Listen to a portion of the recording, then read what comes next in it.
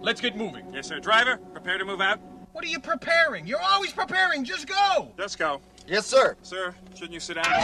We're gonna play football. Yippee! What in the wide, wide world of sports is going on here?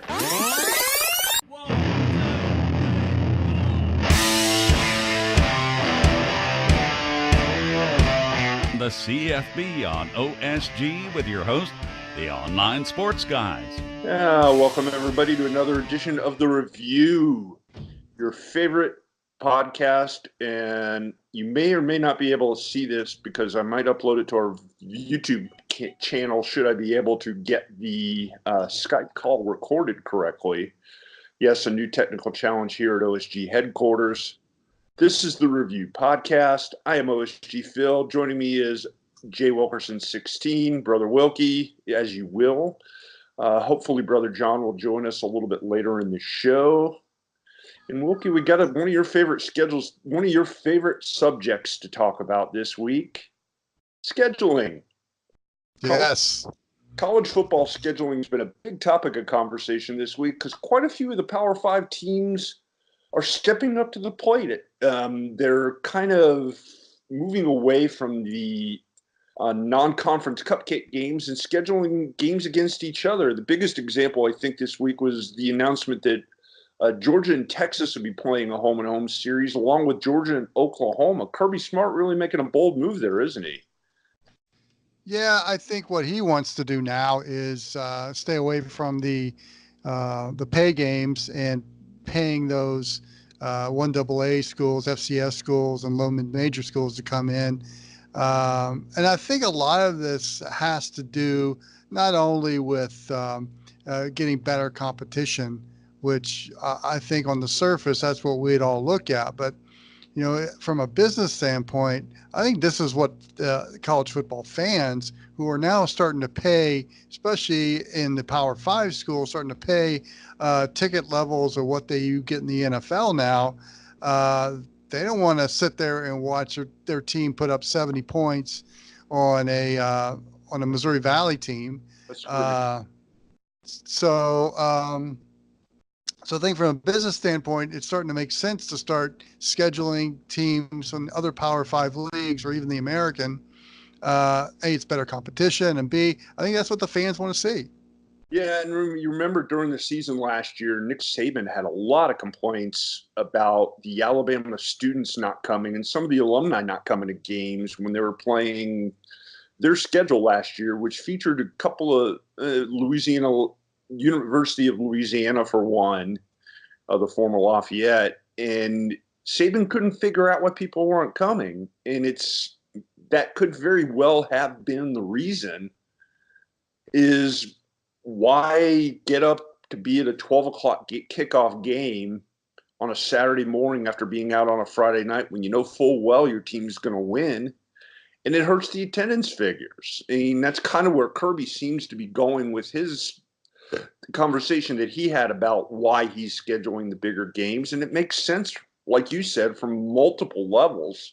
If you want to keep the fans excited, that's a good way to do it. Right. And I think the powers that be, the athletic directors and the university presidents are starting to see the empty seats for these games. And not only that, but then you've got the luxury box rentals that are in vogue now in college football. And, you know, when you're paying, what, 50, 60 grand to rent a luxury box at said college football stadium, and you're there to watch your Power 5 school play a Missouri Valley or a team from a FCS league, and you're putting 70 points up on the board, it just doesn't make for an entertaining afternoon. You're fighting traffic and, you know, all the good stuff, Phil, you and I have experienced in all our many years of going to college football games. So I think from a business standpoint, the athletic directors and head coaches are starting to see that fans want to see a Georgia-Oklahoma game, a Alabama Southern Cal game. Not only that, but you got to think TV rating standpoint, it makes sense in that regard too. So as the Power Five schools become more autonomous, and it seems like even in the SEC, which has been known for years to kind of avoid these sectional matchups. Easy for you to say. Exactly.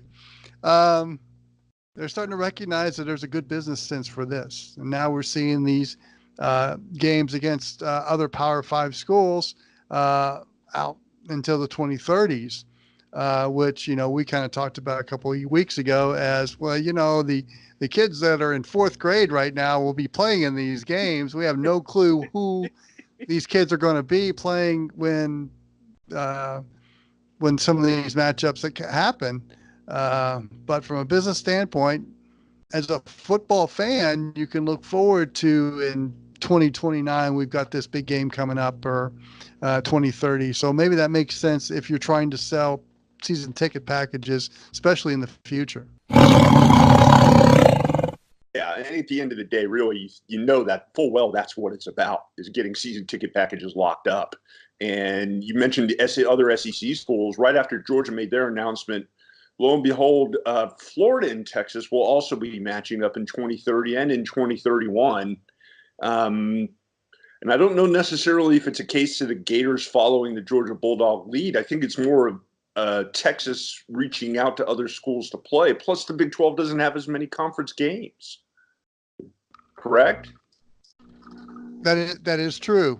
Although they play, I think they play a round robin, so that would be 8 conference games. Mm-hmm. So you're correct in that point. The other thing I think that the ADs are starting to recognize, especially if the college football playoff expands, which we all expect for that to happen, going from 4 to 6 to 8 or whatever the magic number is. At-large bids are going to become more available, and they seem to be more available with 4 teams in the playoff. And so getting a win over another Power 5 league may look better to a committee member than, feasting on the cupcakes we always joke about. Because the one thing I think I've picked up on, now that we're at 4 teams in the college football playoff, is conference championships just don't carry the weight as I expected.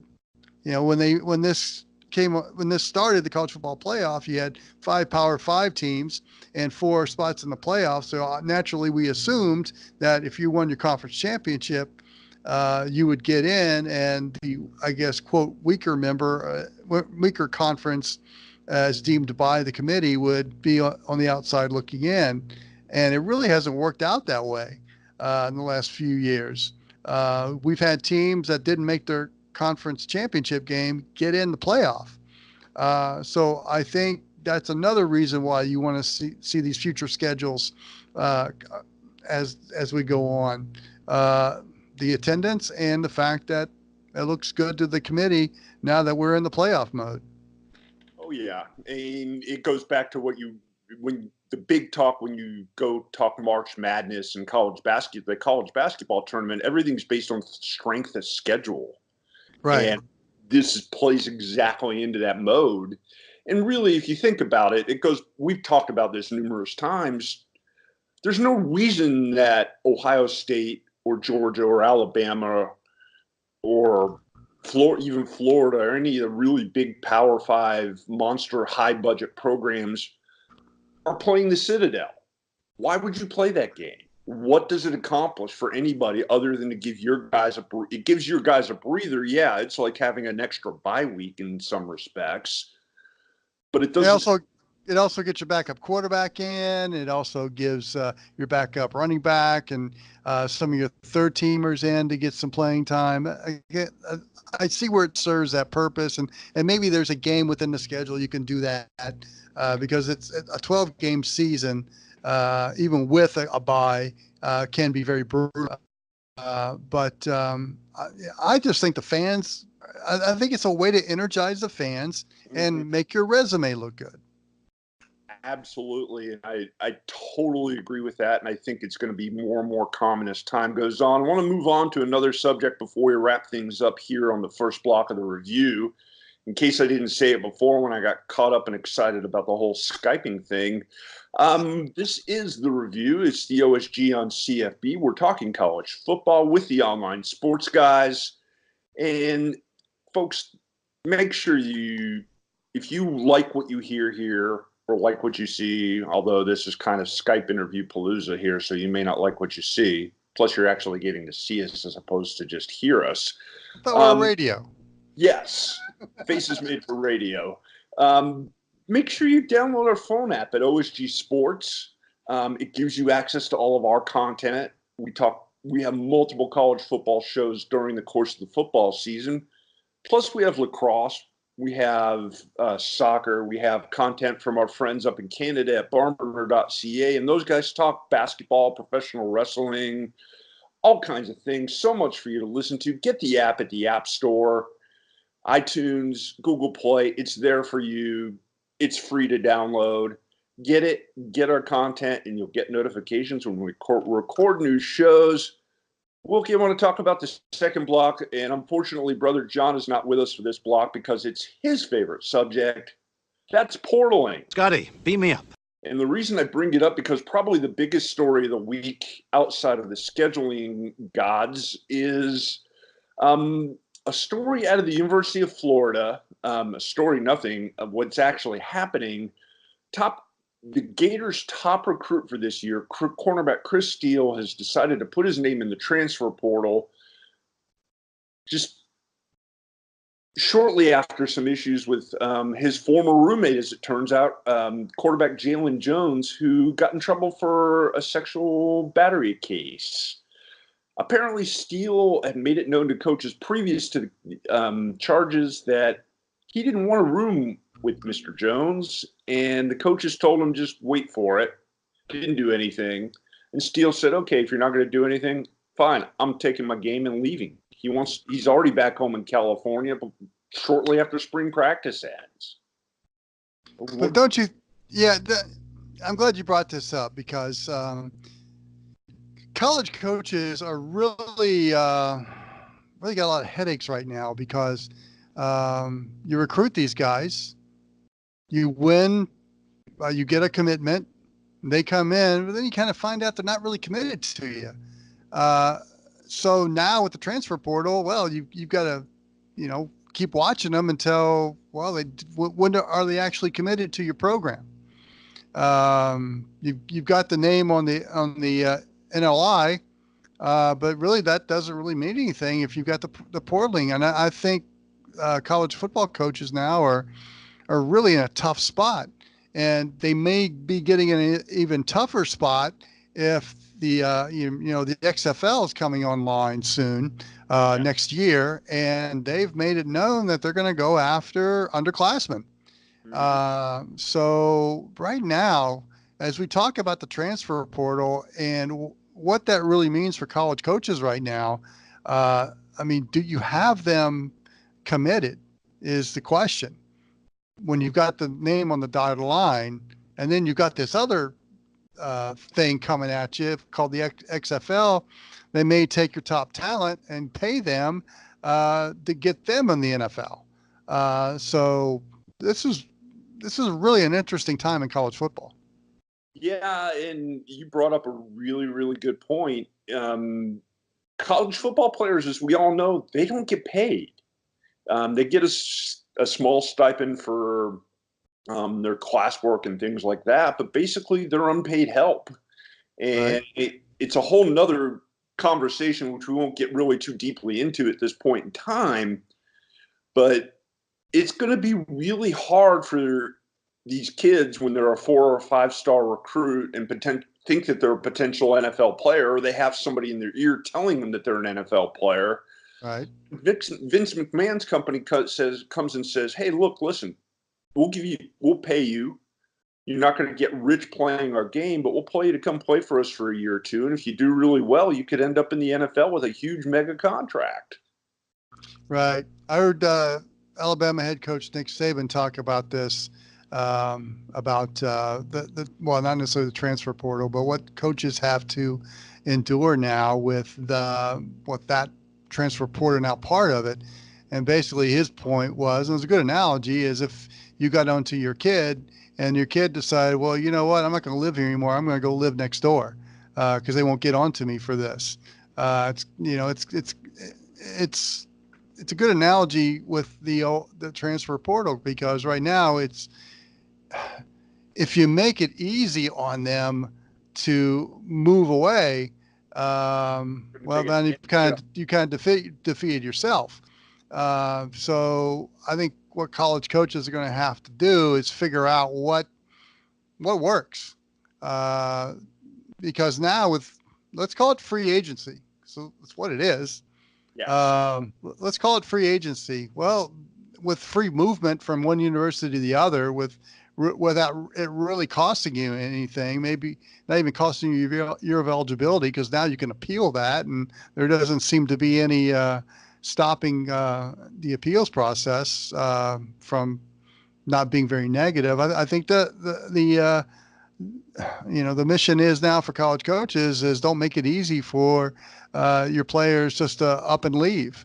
And what we see with Florida here with Steele is that Florida kind of made it easy for him to leave because of the decision he made. He didn't want to be tied into Julian Jones, and Florida really didn't listen. And now he's in the portal and probably will never suit up for the Gators. Yeah, and you're talking about their a 4.5-star recruit, the highest rated recruit that they brought in this past season. That's a big loss for them. One of the other portal stories, because we're all about the portaling. Scotty, beam me up. TCU's got a new quarterback. Matthew Baldwin, former Ohio State recruit, told Ohio State coach Ryan Day last month he was going to enter the transfer portal, and lo and behold, he showed up at TCU. Baldwin, who's from the Austin, Texas area, was looking to play somewhere close to home, and that certainly fits. Lot of quarterback turnover there in Columbus after the arrival of Georgia transfer, again from the transfer portal, Justin Fields. And again, that's the free agency aspect of the transfer portal. He saw an opportunity, Matthew Baldwin did, to further his playing ability.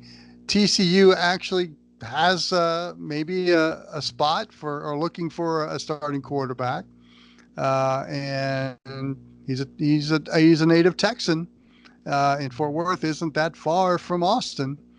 So again, it's really what the quarterback position is really where you're seeing the free agency, and there's not that many great quarterbacks out there that can do a pro style offense, or the offenses the sophisticated offenses that we're seeing in college football right now. And when you have two of them in your camp, that's a big advantage you have. But if you're the number two guy, it's becoming very, very difficult for you to be able to accept the fact that you are the number two guy when you can go somewhere else and play right away. And if the NCAA loses the appeal or so forth, when you see a better opportunity. And Phil, it just seems like, especially at the quarterback position, a little too microwave for me, because is the grass always greener on the other side, or at the other program? And we're going to have to let this play itself out, especially at the quarterback position. Will it work out? Let's see where these guys, someone like Alex Hornibrook and Tate Martell, and guys that have moved on to other programs, and let's see if it works out for the best for them. Yeah, one last quarterback before we wrap things up here on the first block. More quarterback palooza, or the quarterback carousel, or however you want to phrase it.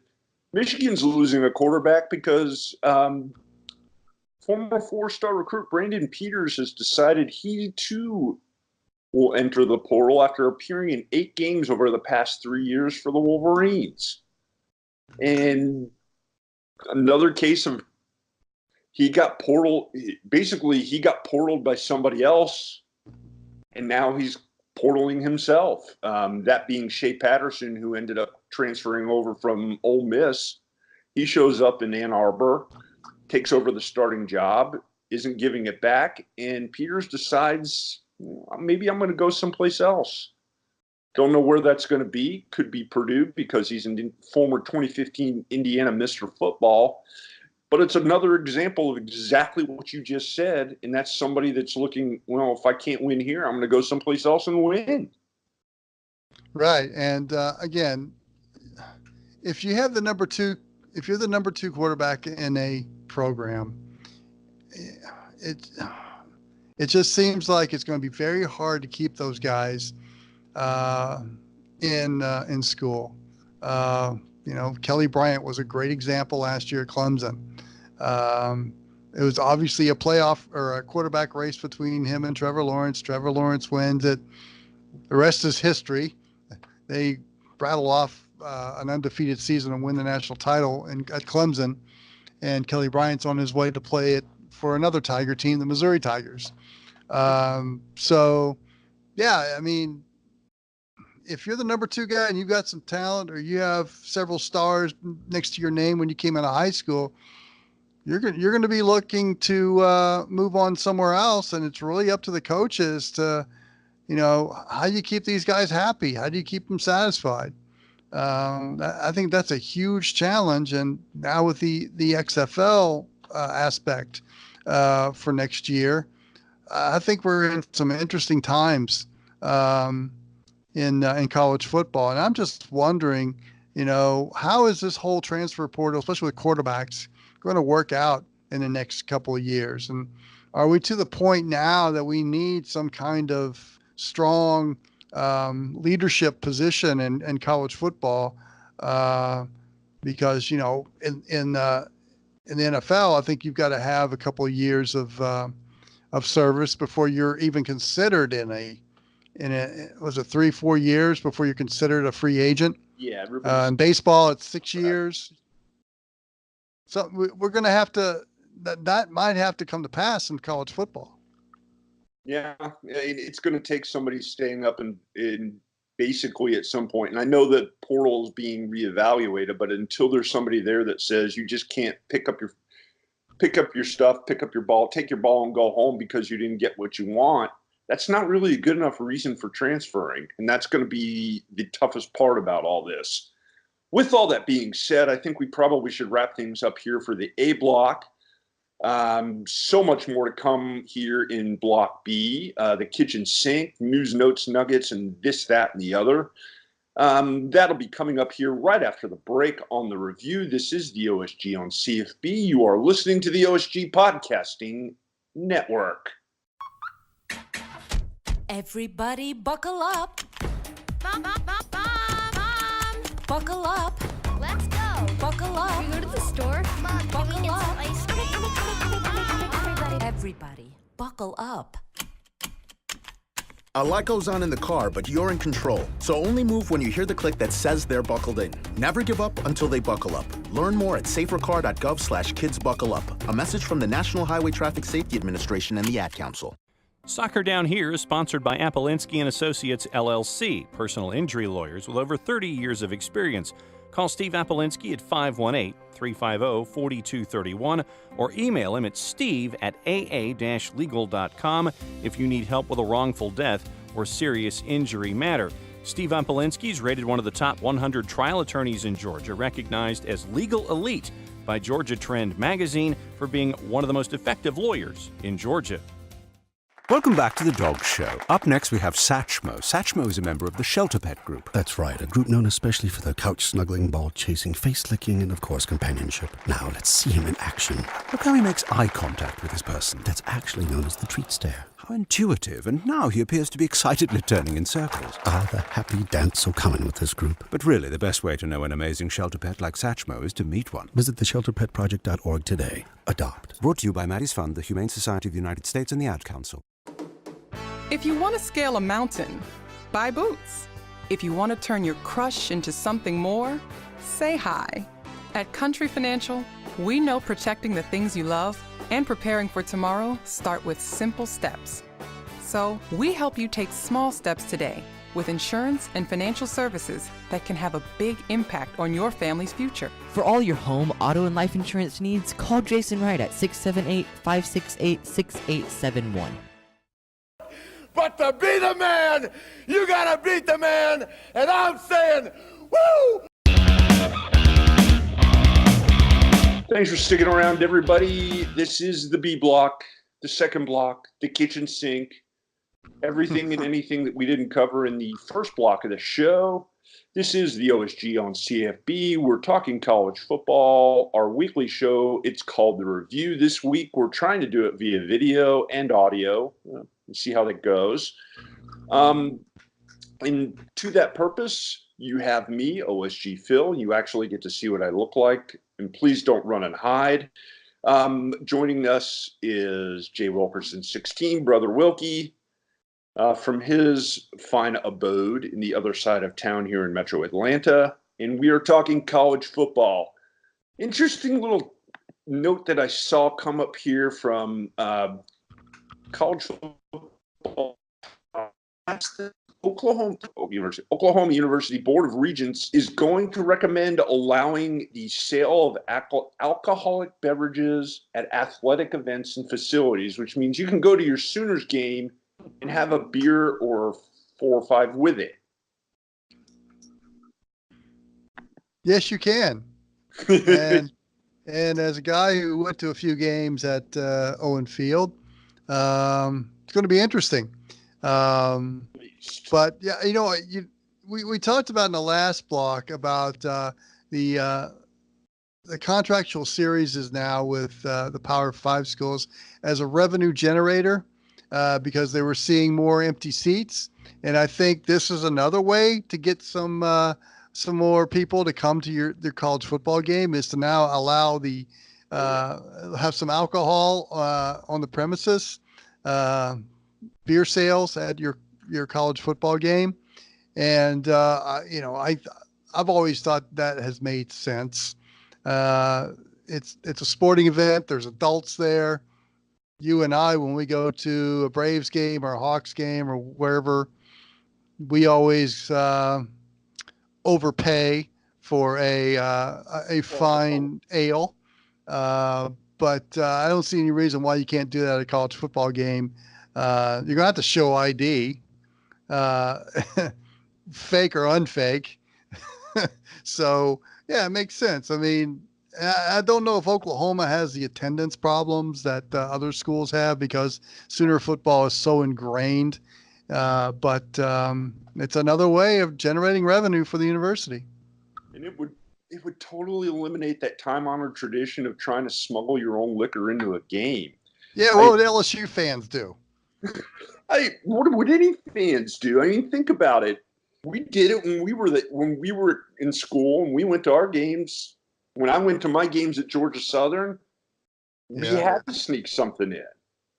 You had a flask in somebody's sock or in their waist or in one of the girls' purses. There were multiple ways that you got the beverage into the game, and it was there. You could walk through the student section and smell it. Now, as I recall, when you went to Georgia Southern, it was an FCS school. Yes. I went to an FCS school too at Missouri State. Back then, it was known as Southwest Missouri State. And yeah, there was a few instances where a flask or two was brought into what was then known as Briggs Stadium for a Bears game, but football wasn't top of mind, let's say, back in those days at Missouri State. It was a basketball school, but there was a few that brought in the, I guess, the good stuff into Briggs Stadium. Oh, you want good stuff. You've been on the field at Georgia Tech for a home game. Yes. In the end zone where there's almost no room between the end of the end zone and the stands. And how many drinks have you gotten poured on? Because I've gotten more than I can count. Oh, I came out smelling like vodka a few times. I think once it was bourbon. Yeah. Because if you look at a game of Bobby Dodd Stadium in the end zones, you maybe have a couple of feet at the best between where the dotted lines are at the end of the end zone and the wall. And you have got several thousand, let's say, future Silicon Valley employees behind you. They're having a really good time. And they wanted to share what they were enjoying in the stands with us, the media, who are actually working. But yeah, you're right. It's a polite way to put it. Yes. We've experienced those times at Bobby Dodd Stadium. That's why I sit in the press box more now. It'd be interesting. I mean, if you think about it, the fact that gambling is going to be allowed now on college games, although the NCAA is not really a big fan of it, and for years you weren't allowed to have alcohol at a game on campus, in any campus, in any state. And that was just the rule. Stadiums did not have alcohol, whether there were kids of age or not, because if you go to a college, there's a certain percentage of the student body that's over 21, but there's a much larger percentage of them that isn't. Right. And that's where it's going to be interesting to see what happens. But students be students, kids be kids, college kids be college kids. It's what they do. So we'll see how it all plays out. Before we wrap things up here on the review, I want to talk about one last thing, and it's not something you and I really know a whole lot about, although apparently we're quite clearly in the minority of people who don't follow the Game of Thrones. Yes, we are. Little did we know until at least this week, apparently the game has a fan in Nick Saban. Really? Yes, you heard me right. The guy who lives, eats, breathes, drinks, sleeps. If he sleeps, I'm not convinced he's actually sleeps. I think he just kind of emerges from a crypt. Nick Saban, the Sabanator, whatever you want to call him, apparently he has a couple of vices. One of the biggest vices being HBO's series, The Game of Thrones. And the reason it came up is because he was talking to some folks on WJOX radio, and they asked him, what's going to happen as the series wraps itself up and only has a couple of episodes left? Do you have a theory on who will be on the Iron Throne when it's all said and done? I don't know. I think some kind of way Jon Snow's going to wiggle his way in there, even though he won't try. It'll just end up that way. Somebody would have to verify it, but he gave them a legitimate answer in terms of who he thinks will survive and rule the world, or whatever the kingdoms are. He's well versed in the subject. Surprised to hear this? Out of character, or just another kind of curveball twist and something to add to the legend of the great Saban? Why do I have visions of Nick Saban in his office looking at tape of some high school recruit or whatever he does, and he has an army of people coming in telling him what happened on Game of Thrones the week before, and that's where he got his information from. The man is so dialed into football and to recruiting and to what it takes to be successful. I almost, you almost hesitate to think he's got anything of interest besides that. I heard him this week talking about how he's a Rolling Stones fan. And, if he's got he just had hip replacement surgery, as we talked about last week, and 6 hours later, he's ready to go at it. When he knew he had bed rest and had to take it easy to recover, it's hard to tell people that are programmed the way he is to, take a day just to get your body right. But he must take an hour or so to tune into HBO and check out the Game of Thrones. And I think that's fantastic. I mean, Lord knows you got to have some kind of a hobby. Even the most obsessive person in the world's got to have something that's not related to business. Can't be working business 24/7. So if this is, I'd like to go on a boat with them on a lake and listen to the Stones with them. Oh, hell yeah. Maybe throw a couple of lines out and see if we can catch some bass or something. I don't know if he's into that. If he's in the water, I'm sure some kind of fishing is in his repertoire. But, you know, the man, you know, has other interests. But football is his passion, is his focus, and he's the best at it. It's nice to see that he has a human side. Not everybody does. And I will say that comes across. It does come across sometimes when you see him when he appears on College Game Day or some of the other ESPN shows. Oh, yeah. I mean, Lord knows if he ever gave up, decided to walk away from being a coach, ESPN would fall all over themselves to get him on their show full time because he's actually pretty good at it. And it comes across with some personality and some insight and some worldliness. He can break down things on camera and you're not going, huh? I mean, if you have some rudimentary knowledge of football, yeah, you can understand where he's coming from. He's good at breaking that down, which I think is part of the success he has as a head coach, communicating with his players. I mean, he can communicate them at their level and motivate them to the point where they'll walk on fire for him. And that's a great thing to see. Makes me happy, makes me rethink. So many people go online and Twitter and other places.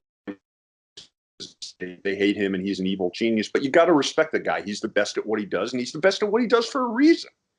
Anything else you got on your agenda here on your chalkboard that you're kind of been following? I know you've been pretty busy here, so you may not. Because if you don't, we're going to probably wrap things up. Oh, man. Talk about no pressure. Pulling the plug. No. I mean, it's all good. We're right in the non-playing season right now, which is fun. We're going to get to the talking season soon. I guess we're approaching 3 months before kickoff on August 24th of the college football season. But we got the talking season coming up in July, mid-July around there. And then practice. Fall camp starts 1st of August. We toe meets leather August 24th. I know you and I have been discussing some new and exciting things. I'm sure I'll discuss with you when we're off air here. And but yeah, we've got some great stuff coming up. We're all college football freaks. And for the past couple of years, we've really enjoyed sitting down and discussing some of these things, especially during game week, of what's happening in this great sport. And there's much changes coming, as we discussed in the first block. Well, we're going to try and see how we can evolve the show. This is one way we can do it by trying to do it here on video. I'll split the audio out for the podcast and put it on Spreaker, all the podcasting networks. If the video part's successful here, then I will put it up on our YouTube channel. All those places you can find us at OSG Sports, because we are the OSG Sports team. You can find us at OSG Sports on Facebook, on Twitter, on YouTube, the internets. We are the online sports guys, the phone app, OSG Sports, and so on and so forth. I'm not going to go through the spiel because John's not here, and he's so much better than you and I at reading out all the promotional material. So, well, we got our Twitter at OSG Sports, and we encourage you to please use that Twitter and give us your opinion on things in the world of college football. And if we read it on your air, we have no prizes to give you, but we can give you a pat on the back. And we've also got our Facebook page at OSG Sports, and you can read some of Phil's columns on theonlinesportsguys.com. You've been on fire on those things. And, of course, you can hear our podcast on, Phil mentioned on Spreaker, but we're also on all the podcatchers out there, iTunes, Spotify, sample us. Let us know what you think on our Twitter page. And we'd love to hear from you and let us know that you're listening and engaged in what we're doing. Okay. All that being said, I think it's time for us to wrap things up here and go enjoy the rest of our evening here, as you will. Make sure you tune in every week. We have a show that comes up we record on Sunday nights. It posts on Monday mornings. We are the OSG Sports Team. This is the review on the OSG Sports Podcasting Network. See you all again next week. Bye. Over? Did you say over? Nothing is over until we decide it is. Was it over when the Germans bombed Pearl Harbor? Hell no! Sherman, forget it. He's rolling. It ain't over now. Game over,